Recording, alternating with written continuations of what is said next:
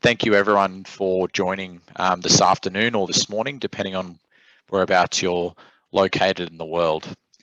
So look, Digital Mine, our vision is to be a recognized leader and trusted partner to our customers in safety and productivity technology solutions to enable more sustainable operations.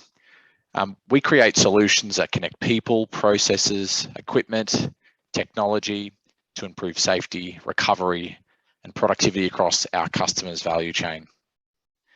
Our portfolio offers what we consider to be the best-in-class solutions when it comes to collision avoidance, drill guidance systems and comms, asset performance management, and operations performance management. And this is underpinned by decades of experience and deep domain expertise in the mining and metals industry. Lastly, we consider ourselves to be experts when it comes to delivery, and we really pride ourselves in the strength of our open innovation partner ecosystem. We're a global business with people working in all of the world's major mining hubs. We have millions of hours of successful operations and many, many successes. Before I sort of allow the team to take over, I want to say a big thank you in advance to Michael from Vedanta for joining us today and taking us through his experience. And obviously I want to thank the Wabtec team for taking you through the content within the slides today. I hope you enjoy what we're about to take you through. And I'm looking forward to taking some questions towards the end. Thanks, Paula. Thank you. Thank you, Mitch. Morning, everybody that's joined us on the call, and hopefully a few more people have joined us now. We will, over the course of the next hour, be running through a series, and you would have seen the agenda, a series of slides just talking through a little bit about our digital roadmap, the value driver analytics, and control loop performance management. Once we have finished with a discussion with Michael October, who's joined us this morning, we will pause for 3 minutes to run a short survey, which I encourage you all to complete. The short survey is going to be a short questionnaire, just asking a few questions around sort of digital roadmap readiness, because at the end of this, or during the course of the next week, we would be selecting one of you that's joined today for your business to be eligible for a complimentary digital roadmap exercise, which involves a 2-day workshop taking you through the steps that we go through, which is on the screen here, which is systems thinking based, really a step-by-step exercise to understand your as-is state, to-be state, opportunities for improvement, and lastly, really what are the steps to get you to what we've defined with you as success and the digital roadmap pathway to get there. So it's an exercise that we've gone through for a number of our clients recently, and really it's an excellent way of unpacking what is your low-hanging fruit, where do you want to be, and what is the pathway to get to the ultimate goal through the digital transformation process. As I mentioned, we do this in a systems thinking approach, which is done through starting with a systems or an ideation workshop, which is depending on the scope, a 2-day workshop, really unpacking your objectives, some of the blockers, challenges, goals as a team, where you want to be, some of the in-flight programs that you're running, what is the digital maturity status within your business, and how you can transform that.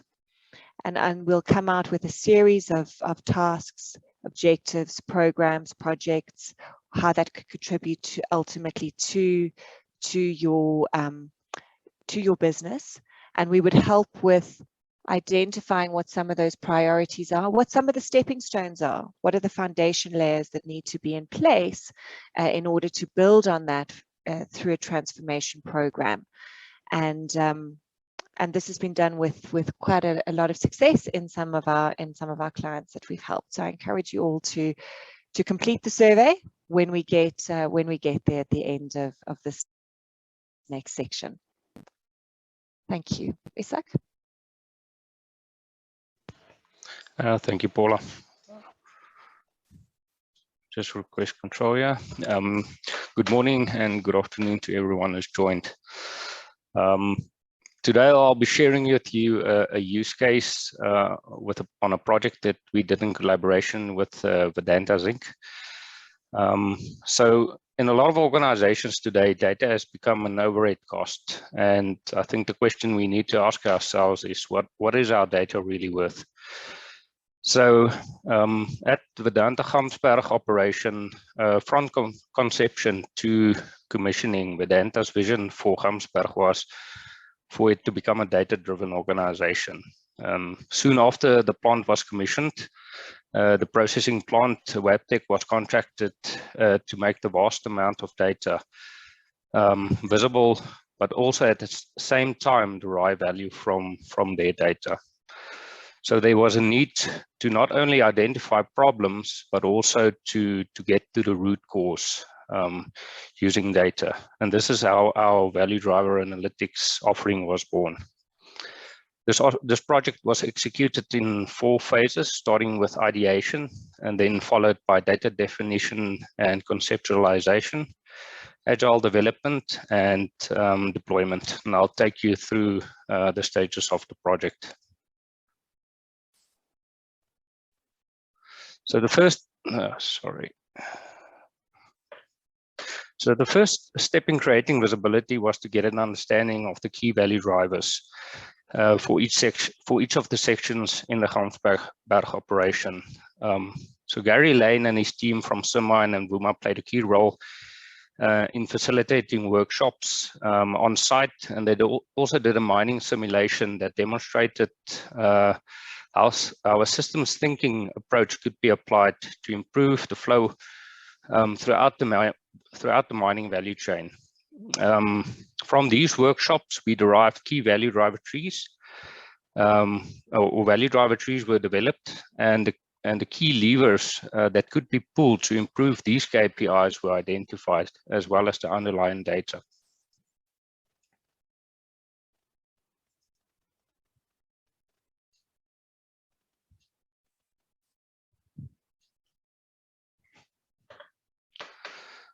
The next step was to get an understanding of the key functionalities that was desired by users and the key visualizations that was needed and how it could be used on a daily basis. Paula, sorry, I wonder if I could ask you to drive the presentation. I see there's a big lag if I drive it, so I'll just give you an indication of when to move to the next slide.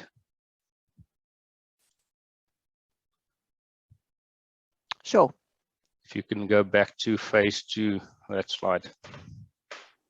There we go. Great stuff. Yeah.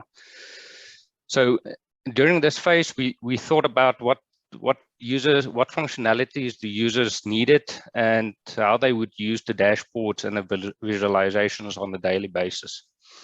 And after we did that, we looked at what was the data in the background that would drive these KPI calculations, as well as the supporting data for dashboards like control charts and so forth.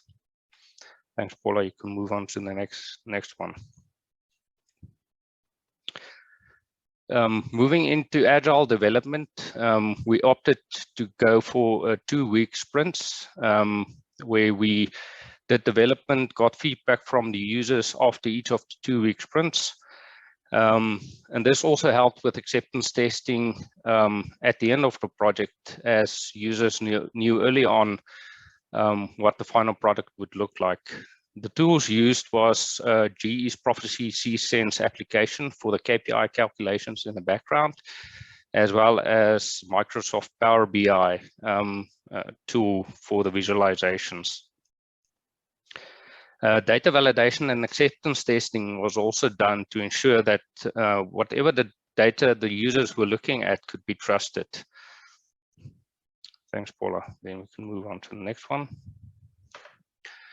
So the final product delivered to Vedanta was real-time dashboards across the mining value chain or across the processing value chain. And this allowed them to have visibility from a high level value stream map to a control chart level where they had the ability to troubleshoot production issues within 3 clicks. Data cleaning and quality checks is also being done in real time. So this allows the users to trust the data whenever they're looking at a dashboard. Thanks, Paul. And then we can move on to the next one. So next, I'll take you through a small demonstration in terms of how the dashboards are used. So you'll see there's 3 levels of dashboards here, starting out with a value stream map, followed by a value driver tree, and then moving down to a control chart level. Thanks, Paula. You can move on to the next one. So starting off with a value stream map, in this specific scenario, we can see that on this specific day, we were not able to achieve the milling tons throughput. And what the dashboard also allows is for you to have dynamic visibility on historical data as well. So if you move the slider at the bottom of that screen, you can have visibility on data from yesterday or a couple of days before, or on a number of days. So it automatically aggregates the data for you. Thanks, Paula. We can move on to the next one. So from there, you have the ability to click right through to a value driver tree. And what a value driver tree allows you to see is how KPIs are interdependent on one another. So on this specific scenario, we can see that the KPI on the right-hand side, direct operating hours, was the main contributor to us not achieving the mill tons for this specific day. Thanks, Paula. And then we can move on to the last one. And then moving on to a control chart level, this is where we have the ability to identify what the root cause of us not achieving the direct operating hours for this specific day was. And from the supporting data, we can see that the availability for this specific scenario was only 74%. So that most likely is an indication that the availability of the equipment was the contributing factor to us not achieving the main KPIs, which was mill tons for the specific day. Thanks, Paula.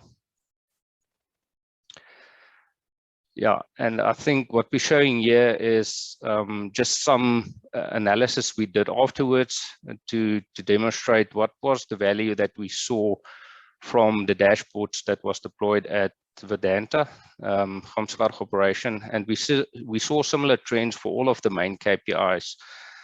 So the visualizations allows you to identify bottlenecks within your process and then focus your attention on that. So although the visualizations might not be the main contributing factor to these improvements, it does allow you to identify where there are problems and then focus your attention on these problems. So the idea is to make data a strategic asset within your organization. Thanks, Paula.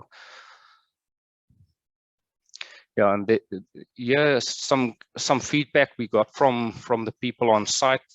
So next time I'm going to ask Michael October to just introduce himself, and I'm going to run through a couple of questions with Michael on the value that we've seen at Gamsberg operation. Michael. Hi, good morning, everybody. Good afternoon, depending on time zones. My name is Michael October. I'm head of technical here at the Gamsberg plant. Been with the operation for better part of 15 years in various roles. Most recently, I joined the Gamsberg operation about 18 months ago, and when I was introduced to a lot of these technologies. Okay, so that's a bit about me. Thanks, Michael. So Michael, how are the value driver trees or the VDA dashboards being used on a daily basis at Gamsberg?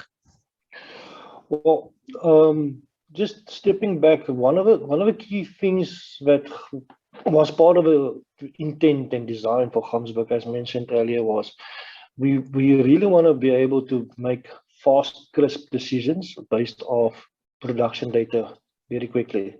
So we have redesigned ourselves around using the platform and everybody looking at the data, everybody getting the same version of the truth, to put it that way, to very quickly be able to summarize the performance on the previous day, look at what is for hotspots, and then being able to address those hotspots very quickly. So on a day-to-day basis, our morning meeting is being run off where everybody looking at the data from the platform.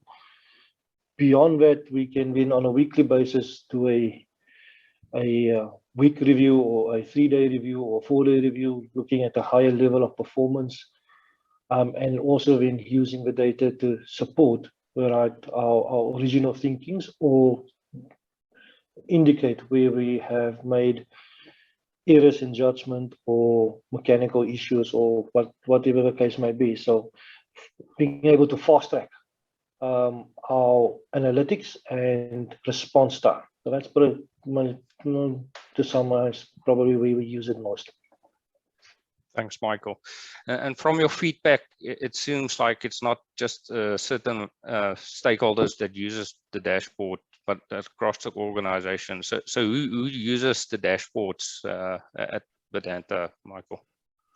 So these dashboards are being used in various forms. So as indicated, it forms part of our production meetings, which is both the engineering and the production people, the processing people, looking at the data.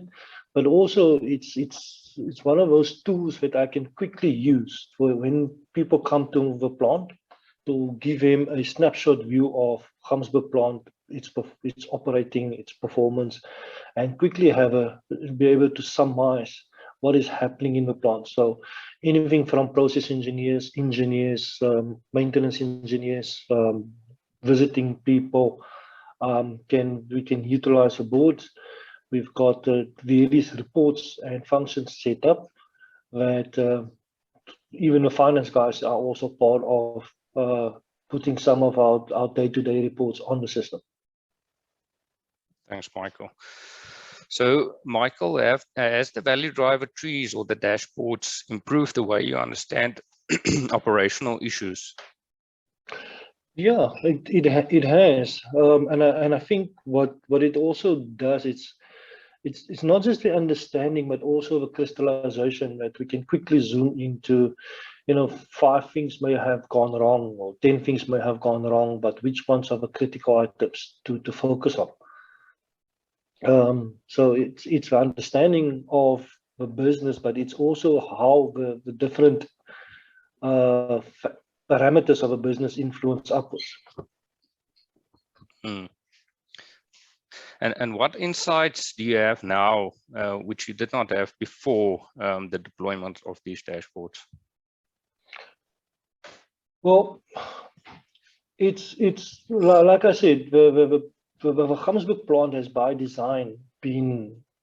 This is what we've set out to do. Right. So if I compare it to other plants that I've run before, it's one of those things where it's very good that I can come in early in the morning, have a quick view on what's happening. So just to have a very crisp snapshot of a previous day, or alternatively want to monitor how certain aspects of the plant is running, where we do have problems and guys are looking at resolving issues. Are we gaining?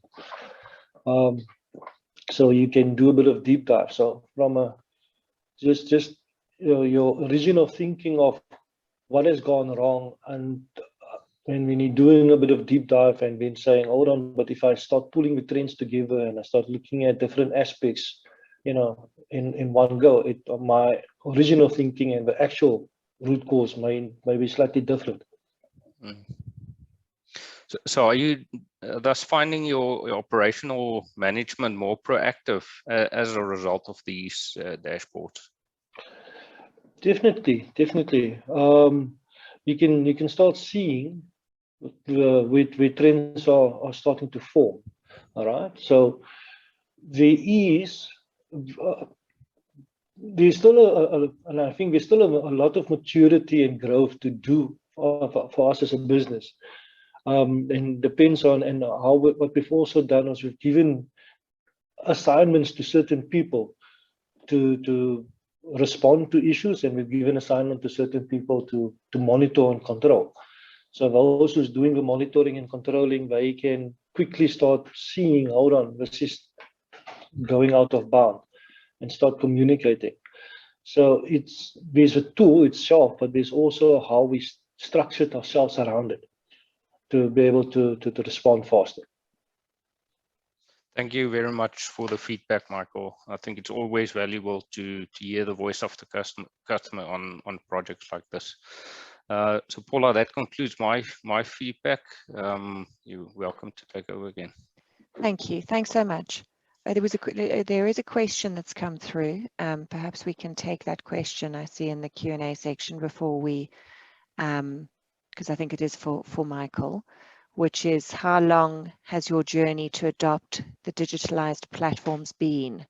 Michael, perhaps we can take that question. Well, how long have we been running at Gamsberg? It's about 2 years, to be honest. Like I said, but it actually started before that. When we started designing the plant, when we started looking at the plant, our goal was that we're going to have the most automated plant, and going to be a data-driven organization. All right. So it was a DNA issue for us. All right. And hence, even that journey is not finished. It's taken us for a better part of 2 years to be able to be where we are, and we are still evolving as we're going along. There is still some tweaks and some changes which we are making. So it's not you decided today and tomorrow it's going to be there, or 2 months from today it's going to be there. It takes effort, it takes work, but it's one of those things that you decide this is how it's going to be, and this is what I'm going to set up to do, and hence I do the investment for that. Thank you, Michael. There was one other question that came through. If we could perhaps take that question as well. I see we're in good time. So, which was, the Wabtec process has largely helped with the plant. Is there an area, has the process helped at all with mining out at Gamsberg? Well, as you've indicated, Wabtec is looking mostly at the plant, and we're also looking at how we integrate other aspects of data sources. And the nice thing of how we set the Wabtec up is it's part of our business intelligence center, to put it that way. It all feeds up to a information platform where we can then pull different data sources together with the Wabtec technology to have a broader view of what's happening at mining and what's happening around the areas. So from that perspective, having a broader view of just the plant is possible, and that's what we set out to do, and that's what we have been able to get right in some form or the other. Thank you, Michael. Just going to check that we've answered all the questions. And I think to just close off that question, the Wabtec team is able to cover any aspect of the mining value chain. It depends on the scope of the customer. Waleed asked, do you need a huge IT infrastructure, Michael? Well, you know, to be honest, you know, that's a today's IT infrastructure in today's world is, you have to invest in it. You have to put up for it, and you need the services for it. And like I said, this is an evolution where after we started looking at it, we had to start looking at our space, our data areas, our response time. we've evolved where it's not just on-site, but also going into cloud type of things. And the cloud options is making your installed infrastructure options actually also less, to put it that way. So it also depends on how you want to deploy it, whether you want to maintain it local and we want to do cloud-based. And I think it's going to be a solution specific to the customer and the customer demands, to put it really that way. Thank you, Michael. Yeah, and Paula, if I can maybe just add on to that, I think what Vedanta has done well is they've really closed the gap between IT and OT. So I think those two organizations are very well integrated, and that also helped a lot in making this project a success. Thanks, Isak. Gugu, can we please share the link to the survey in the chat? We will, as soon as it comes in, we will ask you each to go to the chat. I'm just looking to see as it comes in. I will share it now, Paula. Thank you. And we ask that you take, as soon as it comes in, we'll start a timer and we ask that you take 3 minutes to complete it. There you go. It's just a Google Doc. You can hopefully see that in the chat. If you can click on that, please. It's a few, probably less than 10 multiple questions. It also asks for your details at the start, please, obviously, so that we can come back to you. And if you can complete the questions, I'll start the timer now. If anyone's got any issues accessing the form, if you can just post a note in the chat and we can help you.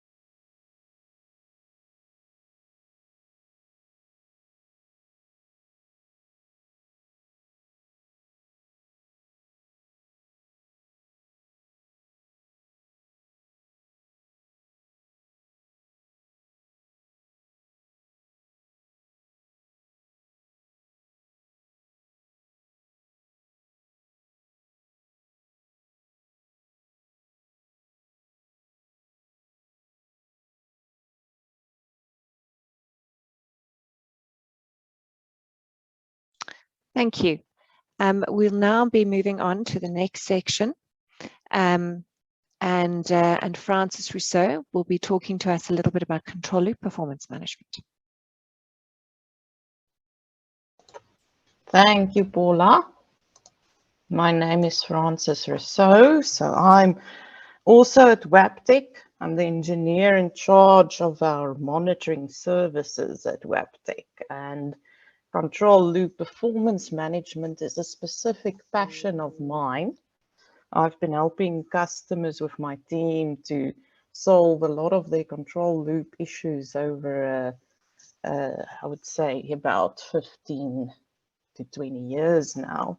And Wabtec, or the team at Wabtec, the Digital Mind team, has been doing this for even longer. We have had many customers where we help them with optimizing their base layer control. So when we're talking about control loops, we're referring to PID controllers in this sense.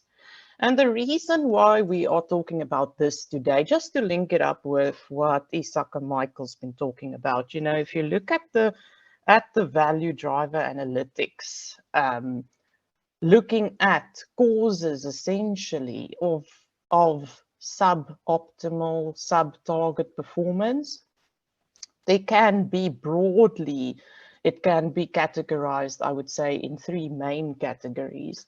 It could either be your equipment that's leading to not reaching your targets, the process, or the control layer, just as three broad categories. And with the technology that we have nowadays, it's becoming more and more easy to not just give data, but also information and use analytics to give root causes of suboptimal performance. So the next phase of a value driver analytics project would be to plug in your root cause analytics into the value driver tree. So when you see that there's suboptimal performance, you would also see the result of your analytics giving you diagnostics, not just information. And one of those possible analytics that we have at Wabtec is on control loop performance management. So there you can also then have in your value driver tree, you can have the diagnostics come in of the loops that could have an effect on those KPIs that you're looking at. So that would depend on the flow sheet, but that would all be configurable. So we can, maybe in other webinars, we will look at the asset analytics we have and process analytics that we have, as well as our ecosystem partners. All of that can be plugged into your main visualization dashboards. But today, due to time, just to focus on control loops. And our solution, so analytics, also services, big portion of it, looking at the problems to automatically detect problems with your PID control loops. Next slide. Now, the value of looking at the control loops. For me, this is the lowest hanging fruit that you can have if you look at root causes of poor performance and the biggest possible benefits. You would also hear people, you know, that's famous in the control, PID control loop space, like Michael Brown, tell you that, you know, when he goes to plants, often you would see on average 80% of PID loops being in manual, not even working. So it's often an area that doesn't even have visibility. People look at optimizing a process, but they cannot control the process to the targets that they're setting, the set points. The variation around those set points are so big that it doesn't then actually benefit you that much to try and optimize the set points or try and improve your process. So a very crucial part, a low-hanging fruit that's quite easy to actually optimize. It's just the area that's in a silo. It's not always integrated that well with the process teams. And then a lot of the issues go undetected. So with our solution, you would be able to detect that variation, see which loops are causing it, help to see what are the problems with the loops, diagnose the issues, and also especially prioritize them. That's the big thing to me, is a lot of plants have got hundreds, if not thousands, of control loops. So the automation guys or CNI, they don't have a choice but to wait for operators or process engineers to tell them they think they have an issue with a control loop. But it's difficult for them. They can't go and fix or investigate every single loop every day, or every single problem that's being brought to them. But with the right analytics, they can prioritize and see, okay, which plants, which loops should they work on that would have the most value. And that's the most important part to me. And then the kind of benefits that you can achieve, as you see there on the bottom right, controller error, that would be linked also to that variability. So error would be the process variable, how far it is from the set point, but then the variability as well. And then just automatic, again, moving to auto mode, making sure that loops are tuned, that they are working in automatic mode. Operators are not switching them to manual because they're actually not tuned properly. And then that ultimately has a huge effect on production. It's often, again, for me, working in this space, I'm quite passionate about it. I've seen so many times how few simple PID loops, fixing them leads to a massive production benefit. Next slide. And for the Wabtec, looking at the whole control loop performance package that we do, software, services, this is the full process. Now, if we have, I'll go through the steps now, but if we have a customer that we've been working with before and we've already done, like Paula's mentioned about the workshops, the ideation workshops, we know what the issues are, it's a little bit different. This would be a new customer where we want to move step by step, starting with the discovery value assessment there at the top. That would be looking at all the possible opportunities, want to estimate benefits, make sure that we want to know what the baseline is that we're starting from before we start the project, seeing where the biggest problem areas are and what the scope is, what the state of the control loops are. And then the process stabilization, that's the second point. That's also, I would say, optional, but it's highly recommended to do an initial plant-wide control loop tuning campaign. Especially if the control loops have been neglected or not that visible for a long time, and a lot of loops need tuning, it would be better to do that first before starting the monitoring. The monitoring is a continuous improvement process, making small incremental improvements all the time. But to start it off with a big improvement to set a better baseline is highly recommended. And then the continuous monitoring, that's what my team and I do. We've got a very frequent, like a weekly rhythm with site, where we supply a report with very specific, actionable diagnostics and insights on the control loop. So we would have subject matter experts in areas of control, process engineering, data science, where we can drill into the data a bit deeper, come up with very pinpointed recommendations. Okay, we think that this sensor is malfunctioning. Go and check that sensor. That's why the control loop's not working, for instance. And we also have the analytics. We use GEC Sense software for that, the control loop performance management package. And that helps us as well to prioritize. Again, hundreds of loops, thousands of loops, need to prioritize which ones to look at. So that's the software part of it. And then moving on to the next one is the benefits. There we it's very important. Of course, nowadays, nobody can spend money without justifying, without showing benefits. So for every case that we solve, and a case would be like an improvement opportunity, there's a loop with a problem, it can be improved.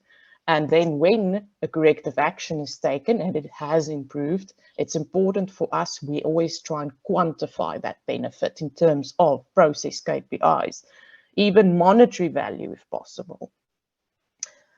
Also, digital enablement, that's a very big buzzword nowadays. And what we found through the monitoring process is that that's the added benefit of having a monitoring team, is because we are all software experts on the Wabtec side.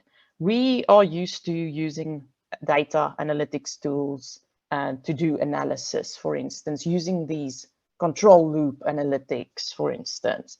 And through having the interactions with site, we also incorporate the coaching aspect, training aspect to it, to show how we arrived at our conclusions, help share our knowledge of how to use the tools.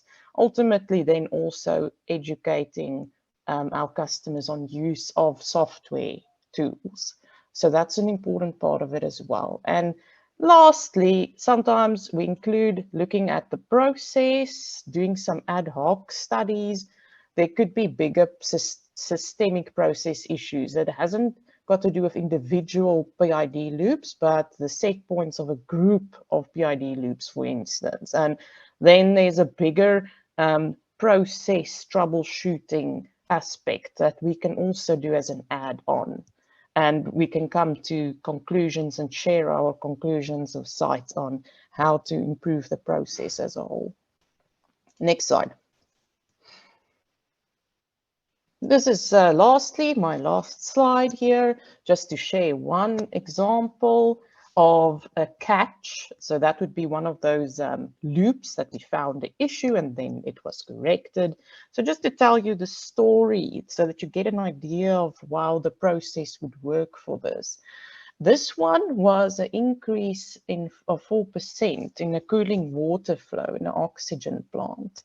And ultimately, it was a pump issue that we could diagnose that led to the reduced flow. You would see on the left-hand graph, that was beforehand. So the red, the flow is the red line. It kept decreasing over time. And even though it was a simple problem, the pump output, it couldn't reach the necessary flow set point for the flow.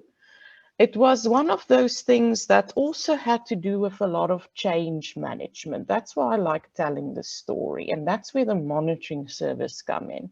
When we were engaging with the customer every week, they kept telling us that they have a regular schedule to clean the pump filters. And then it does reach the set point again. So that was what their operating rhythm was. But then after a while, we realized, okay, but it's still happening too frequently. They can't keep doing this it was literally becoming every day where they had to clean it. And that's not sustainable. So after a while, in a week or two afterwards, when we saw that this frequency was recurring, we recommended that they actually look at the pump. We saw in the data that we think that there is probably a pump impeller problem or something like that. And it's told site to go and investigate what's happening. And again, because of the silos, the process team, they had their own idea of what to do. They did the cleaning schedule. They didn't really engage with maintenance, which is in another silo, but we kind of helped facilitate that. They spoke to them, they found out bearing problem with the pump. Replace the pump. There on the right-hand side, you can see the red, the flow is now on set point all the time. The pump is at an average output of 45%, where it was frequently going at 100. So it was no wonder that that pump was not lasting very long. So that's just the story of one of the many catches that we've had at many different customers all over the world. Okay, thanks, Paula. Thank you, audience. That's it from my side. Thank you very much to all the speakers and to the participants. We have a few minutes left, and we'd like to open it up for questions. You'll see at the bottom if there's something you want to follow up on specifically. My details and Mitch's details are at the bottom of the screen there, and I can direct you to the right people within our team to have more specific follow-up questions if it's around the mining component, the question that was asked earlier, or the value chain or control loops or value driver analytics. But perhaps I'll stop sharing and let's open up to questions.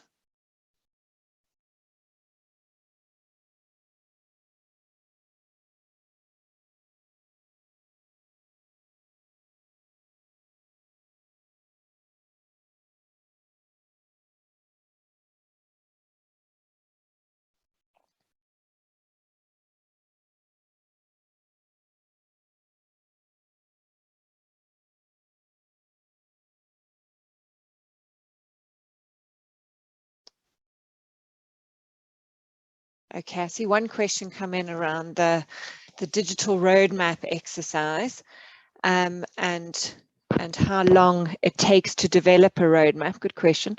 So typically when we do the digital roadmap, we would run the workshop for a couple of days and then take away all of the feedback, and typically within a week we would be able to come back with feedback and a high-level roadmap mapped out, where we would then ask for some validation and confirmation that the thinking and the timeframes were correct, and we would then publish that roadmap out.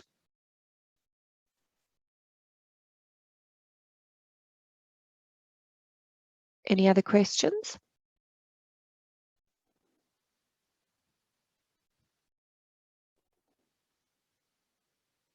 Nothing coming through at the moment.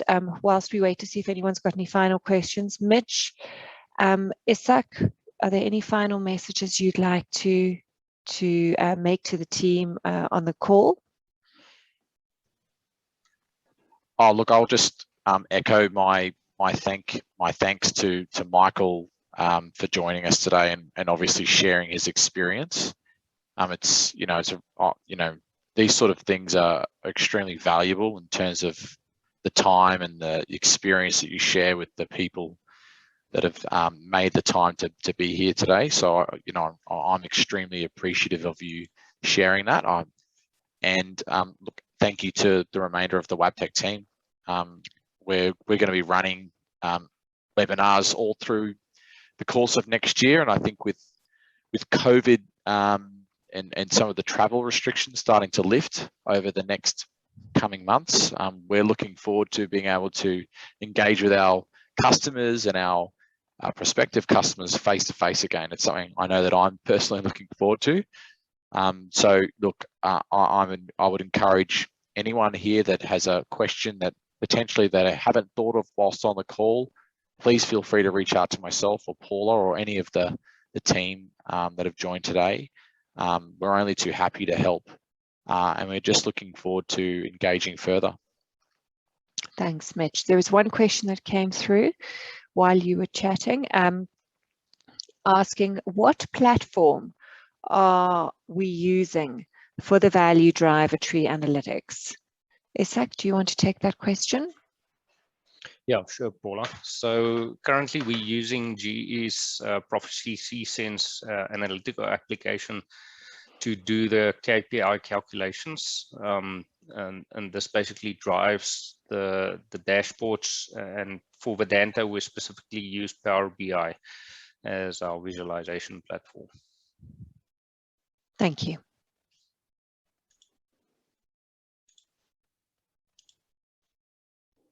Great.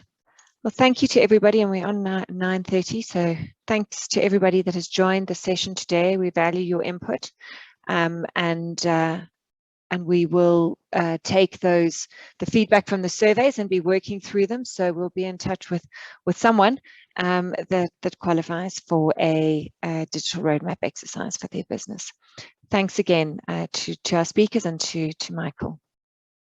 And we'll close the webinar. Thank you very much.